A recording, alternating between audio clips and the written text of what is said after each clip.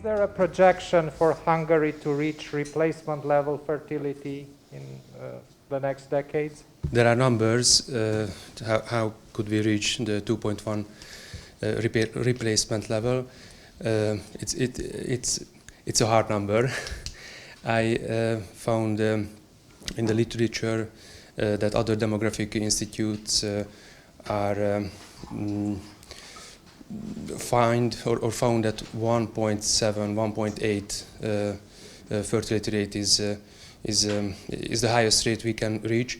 I think if there are specific family policies and there is a change in the population cohort, there might be an option to reach this level, but it needs a hard work. There were several things that were super interesting in your presentation, but one thing that struck me was you mentioned the twin births, raising with the age women decide to give birth. Is that due to artificial reproductive technologies, or is it also beside that? Is there a reason for the increase in twin births? That's my specific topic. Really? I work with twin pregnancies, twin demography.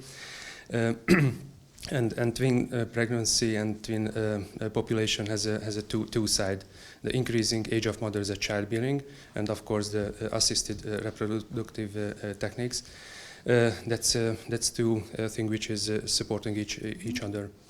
And in Hungary, we see, as in Europe and in worldwide, that the number of twin births is increasing, especially the dizygotic twins. Monozygotic is stable, but dizygotic is increasing, and that's very interesting. We don't know what's causing this in a demographic sense, and of course in the medical sense. Could I answer your question? Yes, perfect, thank you. I heard that you, in Hungary, you have some good solutions for grandparents for taking care of children. And I think that Serbia is also a very conservative society, and very often grandparents are involved very much, maybe too much, in caring of children. And that was my idea for a long time ago, and I thought maybe it would be good to have this part of maternity leave, this care for children, possible to get it for grandmothers. Not for fathers, mothers, but for grandmothers, to get these 9 months and to live a young... to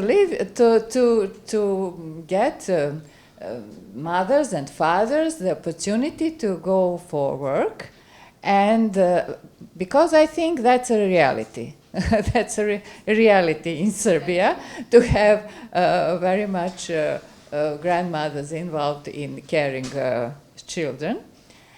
So this is my comment that you say about, I'm not so sure about 70% of some income to grandparents. You showed these two directions about family policy in Hungary, this or two phenomena: the decline in marriages and fertility, and forming new marriages. And my question is, because in Poland what we observe is that in terms of not financial instruments, but for example educational policy, more to put it simply, we see that Polish schools, elementary schools and middle schools, mostly educate or train, not nice word, but train young people for professional career. Well, in general, what young people hear at school, if you want to be happy, you have to learn, study well, and you have to get a good job, and this will make you happy. Yeah, and we see that young people do not hear that family is an attractive career, marriage, family, and parenthood. Yes. So, what's your diagnosis about Hungary? Do you somehow try to influence the educational system in terms of family mainstreaming, let's say. Yes? So this is my question. And the second question would go to Dr. Edith. Are there any other medical methods engaged in this infertility process? And I would say not assisted reproduction, because what we know also from Poland and in general, that this assisted reproductive techniques in fact do not solve the problem. They are called infertility treatment methods, but after procedure, even if it's successful, yes, in terms of having a baby, the couple is still infertile, yes? So what other approaches are engaged or discussed, at least in Hungary? Thank you. Professor Barzó tells that she considers it very important to have an educational system that considers family and marriage as a value. But the other thing she considers very important, that children receive all these values at their home, in their family environment. And she perfectly agrees with Professor Gordana Stanic when she said that if there are no adequate social, economical circumstances, the family policy cannot have such a big influence, or it's not enough at the end. The other surface she believes is very important is the platform of the social media. So it is important to launch information on the social media that kind of transfers these traditional values, so that children can achieve this information also in these platforms, not only the so-called progressive information. She tends to discuss it with her students, what they believe an identical family is, or whether they wish to have children, and very often the answer is that they are not willing to bring children to the world, to this world particularly. What she thinks it's a horrible answer, especially if she considers her grandparents who were living in between two world wars, and they had 7 siblings. And this world is, she believes, much better than that world was. If we add all the family policies and demographic issues that were actually recognized by the government, so all the help that is available now for young couples, it gives a much more perfect environment than it was before it was given for the generation of our grandparents. And she believes that it's the responsibility of all of us to transfer this to the young generation. It's called the reparative medicine, connected somehow with the method. I think that was developed in the United States, I guess, in the 90s. The basic name was naprotechnology, and it's like a combination of reparative medicine in terms of gynecologic treatment, surgeries, and at the same time the instructing couples how to monitor the natural fertility cycle. Yeah? So there are monitoring procedures and treatments in Hungary also, but if someone is facing with infertility, then as I know, there is no other solution. Okay. Adoption, but we know that it is another topic. Thank you. I would just like to comment. It's very interesting about medically assisted reproduction techniques, because in a way it's a huge help for couples, and really significant number of kids are being born, not for demographic senses, but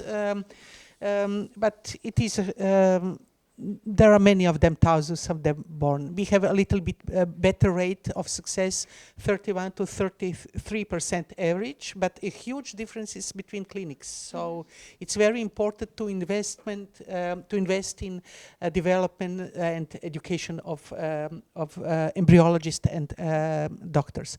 But medical assisted reproduction also have another side, dark side, because it can be also seen as threatened to traditional family, as there are many individuals that, due to not only to health reasons, but due to because they belong to minorities, like they are transgender people or homosexual couples, they really need not as a medical help, but as social help to become parents. And this leads to some changes in the meaning of parentage and how we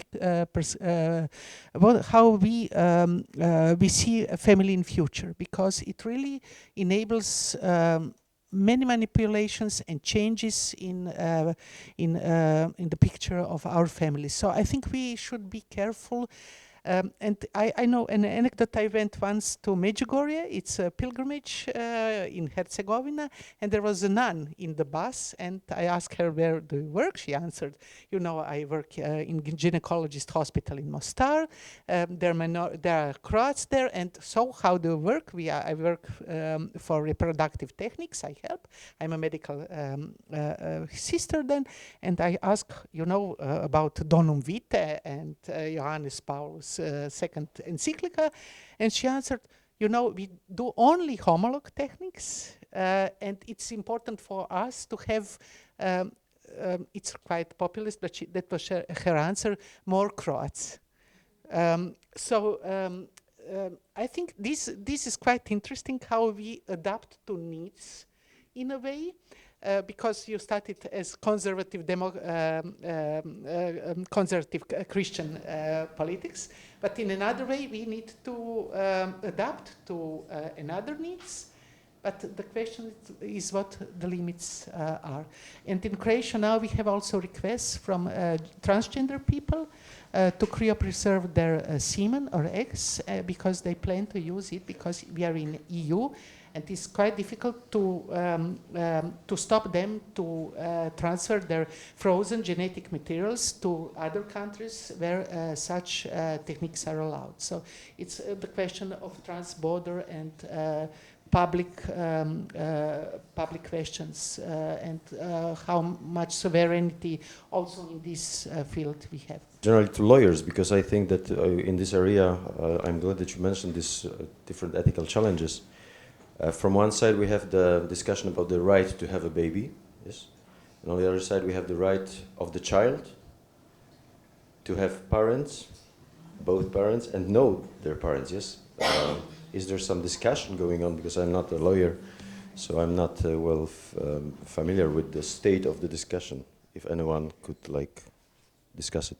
You were speaking about abuses and about nationalization of these techniques, so we were wondering what kind of abuses led to nationalization of the process. Thank you. These processes were really expensive in the private clinics. As I have mentioned you, the doctors need license for making this technology. From the gossip, we know that there were doctors who didn't have license for this one, and especially when I read about this topic, abuses wasn't detailed, of course, but actually one of the most important element of this nationalization was the really expensive nature of these procedures. In some clinics, these procedures.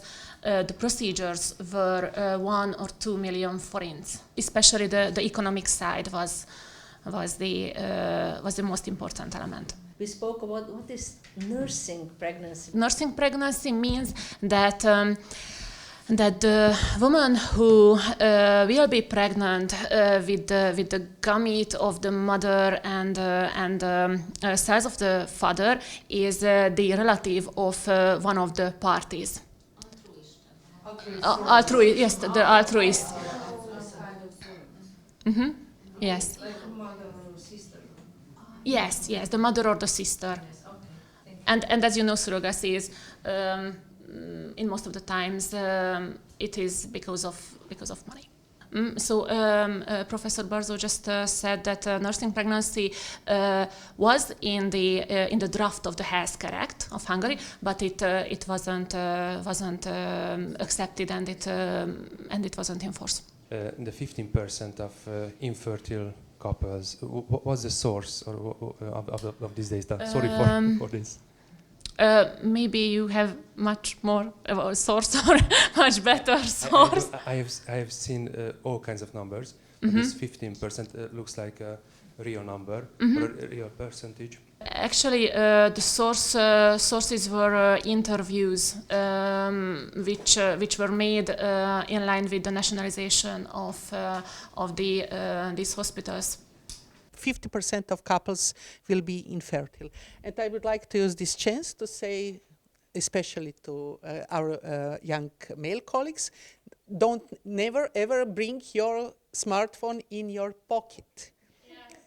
Every gynecologist, andrologist says this, always take out your smartphone for your pocket because it harms your semen, your possibility to be fathers later. So have children in a nicer way. And Professor Michalski asked me this question, to answer this question on right to parentage. There is no right to parentage because it's impossible to secure. So European Court of Human Rights several times stated that there is no right to become a parent because it's impossible.